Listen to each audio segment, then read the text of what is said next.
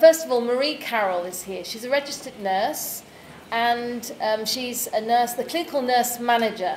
Her work has enabled her to gain the highest compliance rate for any public facility governed by the Mental Health Commission in 2015-2017. So, Marie, over to you. Thank you so much for being here. Hello, thanks, Natasha. I'd like to thank Carmel and Helen for having me here, and I'm here with my colleague Aisling as well. So my name is Maria, and I am from St. Bridget's down in Ballinasloe, so I'm very happy to tell you firsthand that the institution that we see on the right-hand side is now no more. And from that institution, with Dr. Fahy and her multidisciplinary team, she has managed to establish a team in psychiatry of later life. That team to date has seen over 3,000 people on their database. 50% of those people have presented with dementia. 10% of those referrals are vascular dementia, so 60% of that population is dementia. So that team grew from the institution firsthand, and they have been able to outreach to the community. With the community mental health nurses, with the occupational therapists, the psychologists, the social work, and they go and see referrals out in people's homes with their family. So to take from the stigma and any anxiety, that service is provided through GPs and through referrals. So they've managed to grow and nurture that service for people in rural Ireland. And my role within the organisation is I'm the clinical nurse manager over a long stay facility. And my vision was, when we moved from the institution, we moved to a new building, which is the Crea Suite. And my vision for that was to introduce a model of care which would recognise the personhood and maintain the person's identity and their dignity for those people, the small number that are within that unit. So we did that through having to look at an initiative that we could introduce into the unit. So that initiative that I introduced was the Life Storybook initiative, which I'll tell you about in the next clip. So how we did that was we had the perfect storm, let's say. We had the multidisciplinary team, which were very supportive.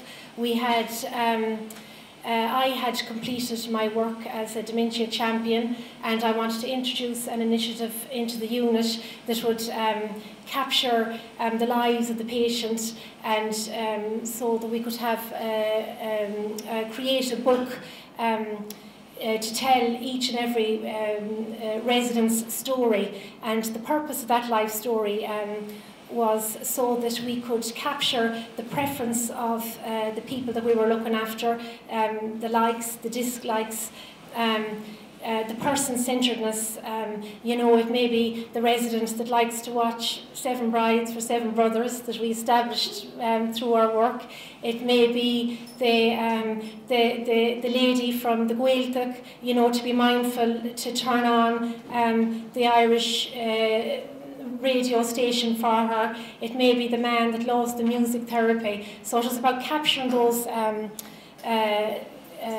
likes and their preferences and utilising them. So that's a picture there of our life storybook, and the picture next to it is a picture that we have on the wall. So it's a visual for all staff, and it's a prompt, and we have taken from that quotes from the Charter of Human Book of Rights, and it's kindness, hope, forgiveness, patient lives matter, so that everyone that comes into the ward that they know that what our ethos is. The benefits from the Life Storybook has been an increased knowledge about the resident.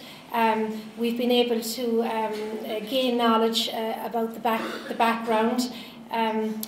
enhanced relationship with the family. Families that hadn't come in years are now able to come into the unit. We were able to reach out to them and ask them to come and visit so that we could establish the knowledge that we needed, so that we could have strategies for dealing with unmet needs by better knowledge and utilisation of that knowledge. So it's always about capitalising on perfect storms and opportunities. And recently we were lucky enough to have an agency nurse come our way, that was able to connect with our values and our ethos. And it's always about working as a change agent within the organisation, and about being able to change and work with those that you can influence, and the people that you can't, be professional and courteous and respectful to them also. But the people that you can influence, nurture them and help them in their practice and support them in their practice. So it was about getting the balance right. It was about the regulation, the residents and the ward staff. So we were able to integrate our person-centred work into our care plans and into the multidisciplinary team.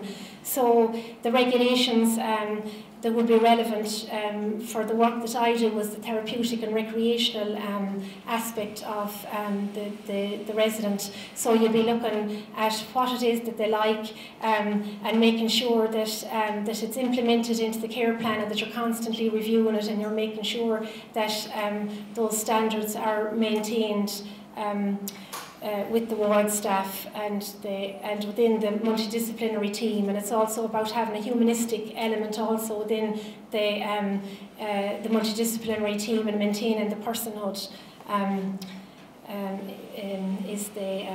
is the key and our core value. So I'll now pass you over to Aisling. Aisling is our clinical nurse manager of the CREA suite, and her interest is in health informatics. So I'll pass you over to Aisling.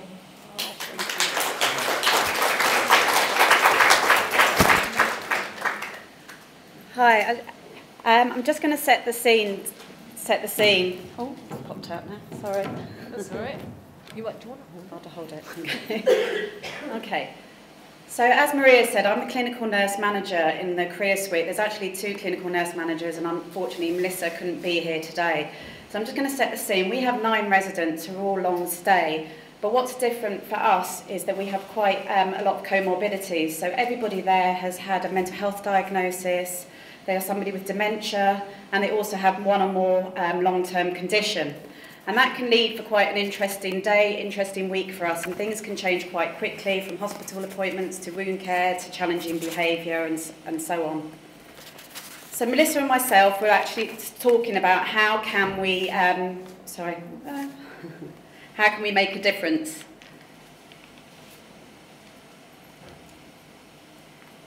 And we wanted to capitalise on the great work that Marie had done with the life stories. So we actually started looking at what technology could we use, and we were thinking about just using a USB in the television, for instance, to do some reminiscence therapy. And we moved on from that and thought, hold on, we can do more than this. Why don't we have tablets where we can actually put the residents' care plans, their life story, and to use the reminiscence therapy? And the aim for us is very much to reduce agitation and aggression with our clients. A lot of them, there's communication issues. They either can't speak, they understand us but aren't able to communicate back. There's some people that have very violent hallucinations that become very disturbing for them. So we really wanted to look at how can we build our relationships, how can we create that communication, and how can we improve our communication with our residents. So we decided to get some tablets. Obviously there's lots of consideration when you're thinking of using technology. A lot of our staff don't actually use computers, although all of them have smartphones. So we were just very much about how can we make it easy. So I'm into the human-computer interaction, and we're keeping everything that we're doing down to 2 to 3 clicks. That's all it will take to get this information. Obviously, we have to think about confidential data.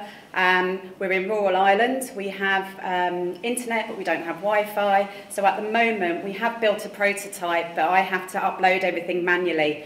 So we're hoping that we can actually develop on this and have a Wi-Fi connection someday. So I'm just going to show you a bit of our prototype. So this is just a snapshot. So it's broken into 3 areas. So we're going to start off with the reminiscence therapy. We want to start being able to say, wow, this is your house, it's lovely, what were the views like, what was it like in winter, to start having a conversation and to enable that conversation.